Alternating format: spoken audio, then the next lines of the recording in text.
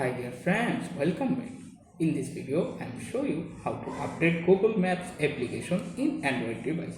You can follow this updated method to easily update Google Maps application on your phone. First, go to Play Store.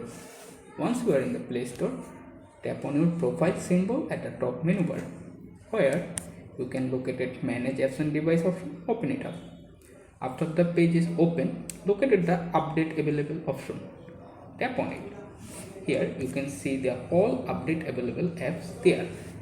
If you don't see the Google Maps apps, this means your app is already updated. But if you are 100% make sure this app is really updated, so back the home feed again, go to the search menu bar, try to type maps.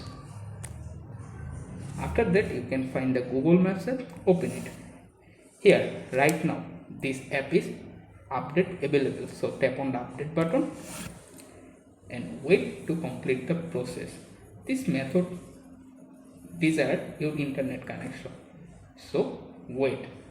Once the update is done, you have successful. Thanks for watching. Please subscribe.